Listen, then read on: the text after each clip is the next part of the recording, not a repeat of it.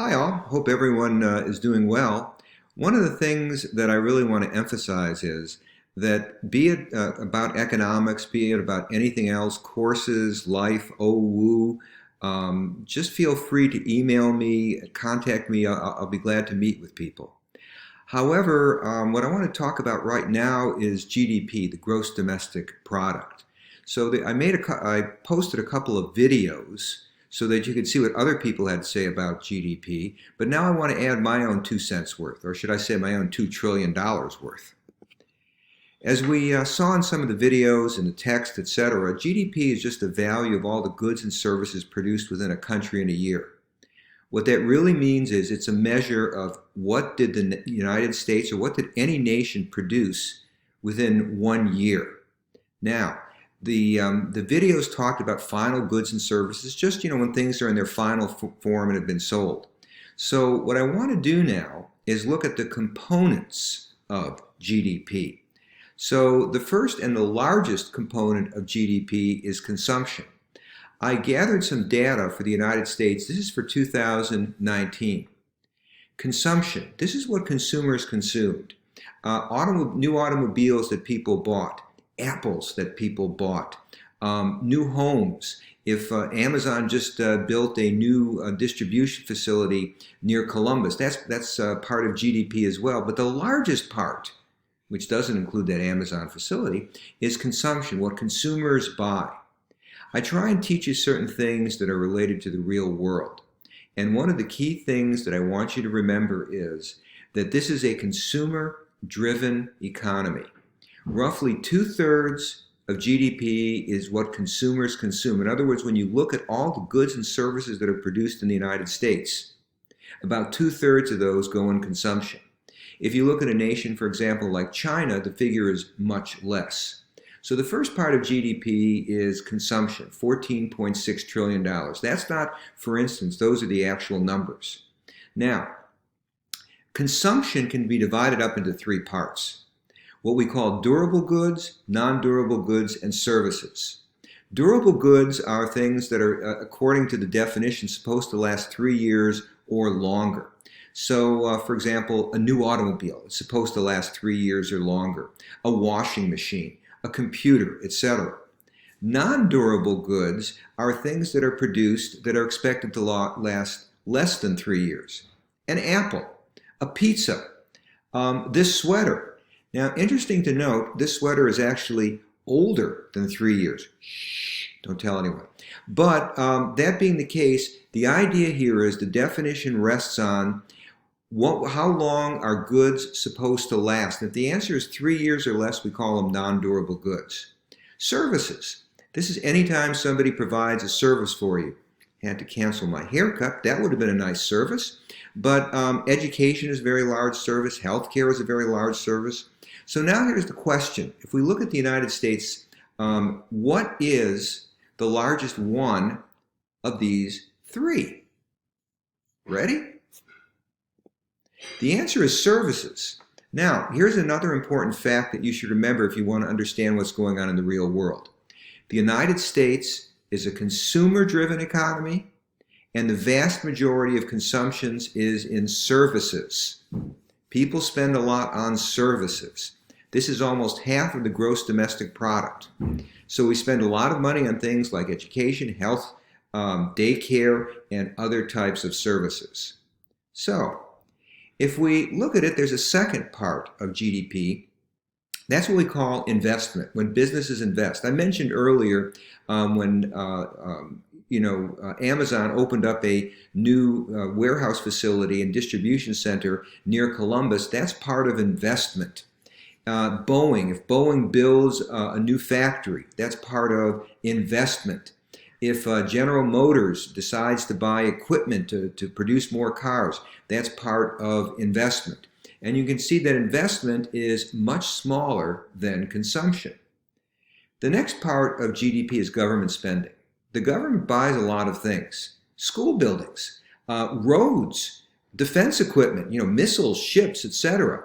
So you can see investment spending and government spending are both relatively small compared to consumption. Now, another part of GDP are exports. So, for example, when Boeing produces an airplane and they sell it to somebody over in Ecuador, that is exports. In other words, when another nation buys our goods. One of the myths that you'll sometimes people say, the United States doesn't export anything. Actually, the two things the United States tends to export a lot of are, one, very sophisticated equipment. I mentioned Boeing. People have said that an airplane is nothing but a computer with wings. High-tech medical equipment. So one area is very high-tech equipment. The other area that's a large part of exports are agricultural products. You can go overseas. I spent a lot of time in Latin America, and you can get apples from the United States all over the place. We send wheat abroad, we send corn abroad, we send soybeans abroad. So a lot of what's produced in the United States is sent overseas. However, some of what we consume and even some of what we invest and is really what we import. So, for example, tonight I might enjoy some cheese from Switzerland. I might enjoy a beer from Germany.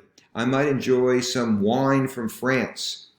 Even though that's part of my consumption, it's not what was really produced in the United States. So we subtract out imports. Now, several really important facts to notice. We have to subtract out the imports. So if we look at exports and we subtract imports, we call that net exports. So we'll sometimes use that term, net exports. In other words, what other countries buy from us minus what we buy from other countries. Another important fact to note.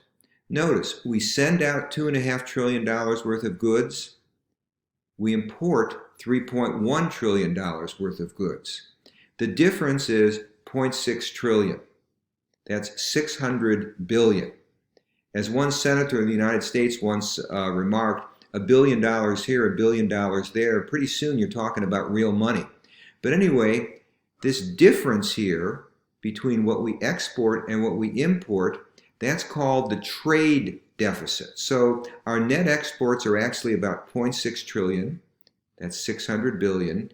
And that's what we call the trade deficit. You probably heard that in the news. So if we add up consumption, investment, government spending, exports, and subtract out imports, the actual total for 2019 was 21.4 trillion. When this number declines, that's what we call a recession. GDP has receded. GDP has declined. Most people use a rule of thumb where they say if GDP has declined for two calendar quarters in a row, they call that a recession. They actually use a little more technical definition, but we're not going to worry about that in this course. So, one of the things you saw in the video, they talked a lot about GDP per capita. In English, GDP per person. So if we take to calculate the GDP per capita, we look at how much was produced in a nation and we divide it by the population. So for the United States, last year, GDP was 21.4 trillion. A trillion is 1,000 billion. The population was 330 million. That's a lot of zeros. So the GDP per person, per capita, in the United States was about $65,000. Now your first reaction is going to be, where's mine? Where's my share of this GDP? Well, some of it, as I said, is school buildings. Some of it is what businesses built, the new warehouse by Amazon. Some of it's what you consume. Some people have more money than us, and they consumed even more. But GDP per capita, as you can see in some of the other videos made by other people, that's one very important measure of the economic status, the economic health of people in a nation. But there's certainly problems with GDP. It only counts goods that go through the market. So if it turns out that I go and mow my lawn, no money changes hands, that's not part of GDP. If you go and mow your lawn, no money changes hands. That's not part of GDP. It doesn't count. It didn't go through the market. If I pay you $25 to mow my lawn, and you pay me $25 to mow your lawn, the result is if we pay each other, the result is going to be that 25 plus 25, $50 is added to GDP. So it only counts what goes through the market.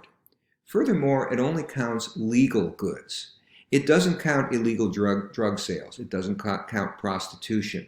The government figures if they can't really measure it, it's kind of hard to do a survey and say, okay, how much did you spend on heroin last month? So the result is it only counts legal goods. Now, it's interesting to note both prostitution and heroin are legal in the Netherlands, so they're part of the Netherlands GDP. Those goods are not legal in the United States, or the goods and service are not legal in the United States, so they're not part of the United States GDP.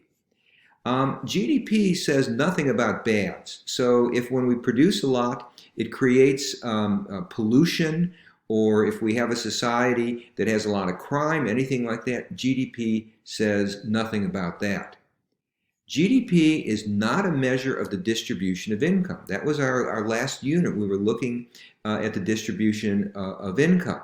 The next video will have a little bit more to say about that. That's one made by somebody else. But the idea here is GDP says nothing about equality. We don't know if one person had all of the GDP or all the consumption and everybody else had nothing. We don't know. And GDP is a measure of income, not wealth. That's an interesting question.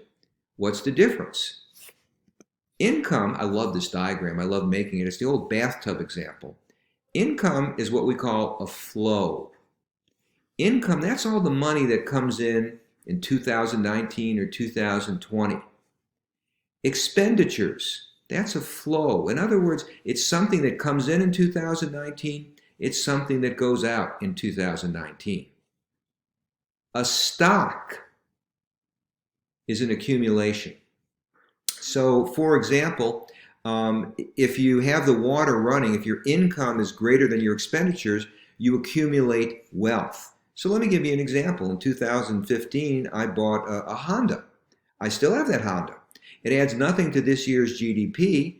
It's part of my wealth, and it's also something that gives me happiness. I bought a house in 2018. It adds nothing to GDP in 2018. It's not an income or expenditure. It's part of my wealth, and it gives me happiness. If I buy a pizza, that's part of my expenditures. That's a flow. That's measured in GDP. The point here is GDP says nothing about what people have accumulated. So you could have two nations with identical GDP, but if one nation had the tap flowing for longer, they're going to have more wealth, more schools, more roads, more computers, more cars, and GDP doesn't account for that. So just a final thought. This is the slide we had before about GDP. When we look at what's going on with COVID-19 right now, people are cutting back on consumption. Can't go to the movies. People are afraid. They don't know what's going to happen next. Businesses, I'll tell you something once again about the real world. Businesses hate uncertainty. They don't know what's going to happen. And if they don't know what's going to happen, they cut back on their spending. Exports. Other nations are not buying much from the United States right now. Why? They don't know what's going on. So what you see, what you hear talked about in the news right now, is the government's trying to spend more to prevent GDP from falling. However, I don't think that's going to be enough.